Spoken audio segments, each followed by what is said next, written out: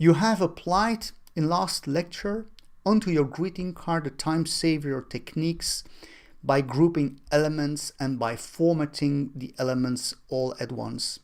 It was really a productivity lesson. In this lecture now, we're going to experience the awesomeness of creating a greeting card. We're going to apply transitions onto the uploaded objects, the images and the drawings that we have applied onto our card. We're going to apply animations onto the word art. In fact, we're going to put the awesomeness onto our card. So in this lecture, you're going to learn everything about how you can apply all those animations and transitions on every object available on your greeting card. And we will also apply the finishing touches for finalizing our greeting card. You have created your curtain by adding 6 transparent slices onto your greeting card. You also have grouped the different slices and repositioned them. During this lecture, you're going to learn how you can apply animations onto these different grouped slices, and also to have a kind of fade out effect onto your greetings card text. Let's start by opening in the view menu the animations. Once opened, you select the first grouped slices and you add an animation. You select the fly out to the right animation effect. You want it executed with previous, and you want as an execution speed, let's say medium. Afterwards, you select the second group of slices and you apply again an animation. Again, you would like that fly out to the right effect, and it needs to be executed with the previous animation. And again, you use a slider for indicating an execution speed. Once done, you select the third grouped slices.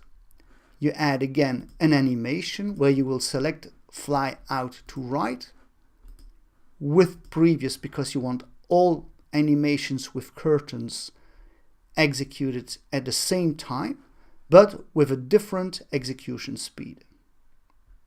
So this one perhaps a little bit more slow. Once you have done that, we need to apply the animations on our greetings card text.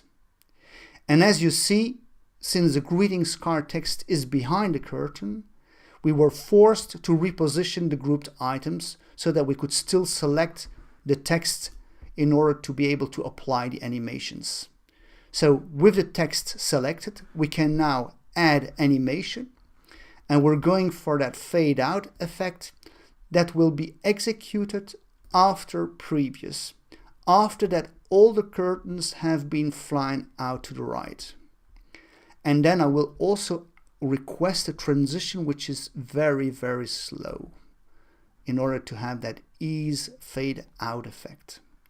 Once you have done that, you press play in order to verify the execution speed of all your animations.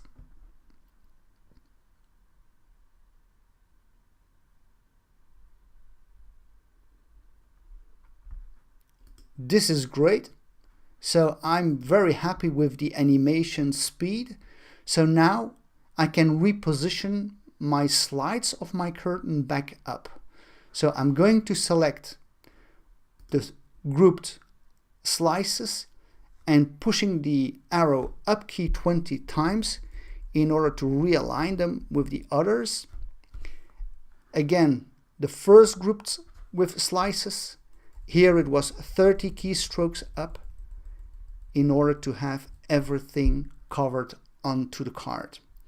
Now I'm going to check for the last time the animation by pressing play.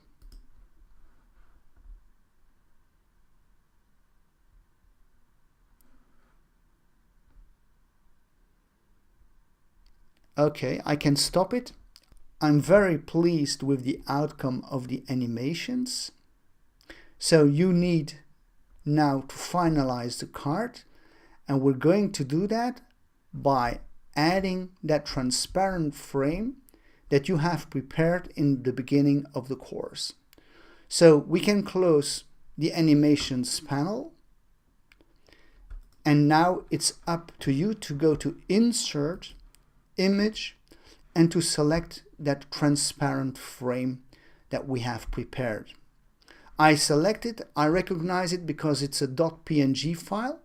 These are the only formats which can have transparency onto images. I select it, and once it is on top of the image, you will need to finalize the frame by cropping the image. So we go to the toolbar and you select crop, and you will see now that you have crop markers around your image, and we're going to drag the crop marker on the left to reach the edge of the frame of the greeting card frame. We're going to do the same on the right. Again, we have reached the edge of the greeting card frame. So that is the crop area that we have defined. Now we're going to select the points here of the image, and we're going to stretch them and bypass the crop area so that we only have a part of the frame onto the image. The same on the right, because otherwise our frame would take up too much space on our card. And we're also going to apply that on top of the image. It's a little bit harder. And on the bottom. And you can do that as you please. So up here, we have now defined the area on which the image needs to be displayed on the greeting card.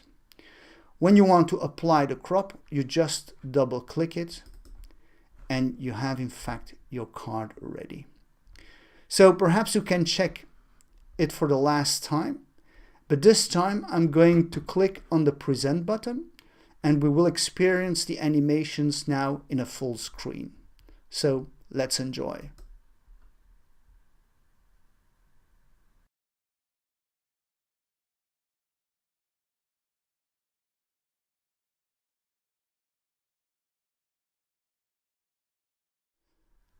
Super, this is our greetings card.